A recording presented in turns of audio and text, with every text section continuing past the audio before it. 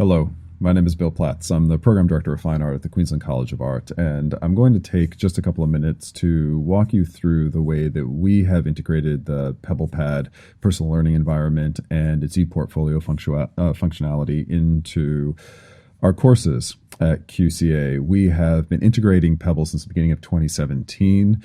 Our students who will be graduating in 2019 have been using it since they were first-year, first-term students. And by the time that they graduate at the end of next year, that cohort of students will have a comprehensive archive of PebblePad ePortfolios for every one of the studio courses that they've done. And students have responded very positively to this. So I want to take you through the way that we use it, some of the choices that we've made, and why I believe it's effective, and then show you an example of a PebblePad done by one of our students.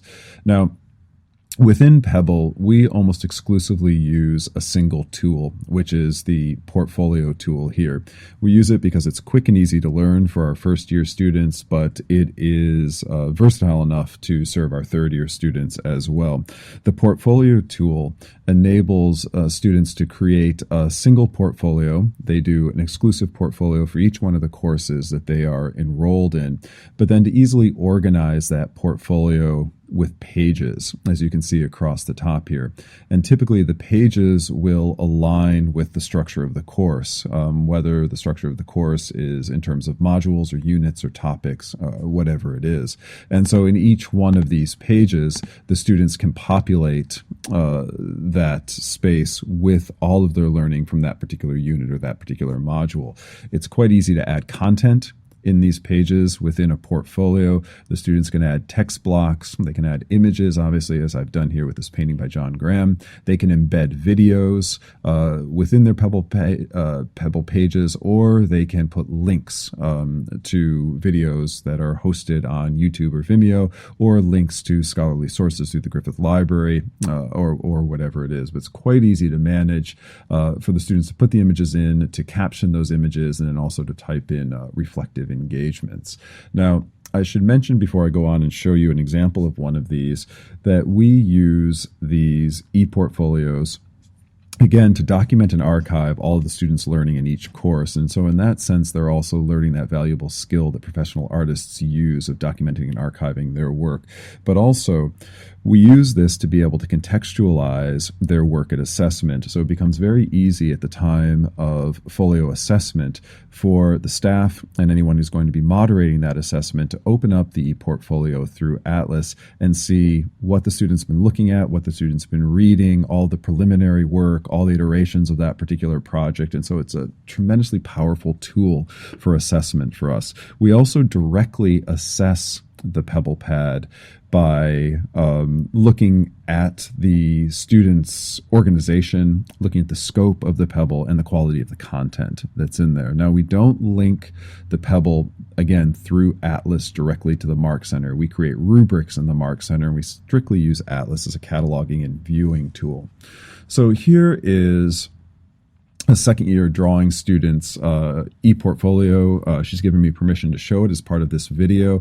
And again, it's very typical of the kind of ePortfolio that a student would put together for one of our studio courses. This course is divided into 3 units, so the student has established, you can see here, an individual page for each one of those 3 units. And within that page, then, the student is able to put a whole host of different kinds of information. So typically the student will frame her investigation and then can begin referencing work by other artists, responding to that work by other artists, methods that the artists are using, as well as content. And you can see in each case, the student is providing some context for the choice of that particular artist. Some of the work is historical, as you can see in this work by Vuillard or Cassatt, and some of the work is contemporary. We also encourage students, if they're keeping physical journals, which most of them are, to scan or photograph their notes, their sketches, that work from the physical journals, which you can see here they're uploading directly to Pebble as well. If students are out and they're seeing exhibitions and they're seeing work that's relevant to them, they're photographing and making video of that work as well and posting that to their Pebbles. So again, this gives us as staff a tool for formative assessment. Through Atlas, we're able to see if students are keeping up with the course, but it also gives us all of that context when it comes to do their final assessments at end of term for their final folios. And of course, they're photographing and documenting all of the exercises that they're doing in class and uploading those to their Pebble as well. And not only they're photographing them, as you can see here, but also oftentimes making video of work that they're doing in studio. And oftentimes now our students are photographing or making videos of demonstrations that staff is doing, of technical demonstrations as they're being inducted into equipment. All of those different things are finding their way into their Pebbles. So again, the students are creating these tremendous resources for themselves to go back to as they move on to other classes at QCA. So again, student response has been extraordinarily positive to our integration of Pebble across the program, and overall we're starting to see really the impact that it's having on student learning in a really productive way. So I hope this has been useful. I hope you are also able perhaps to use the ePortfolio tools within Pebble in your own courses, and thanks very much for listening.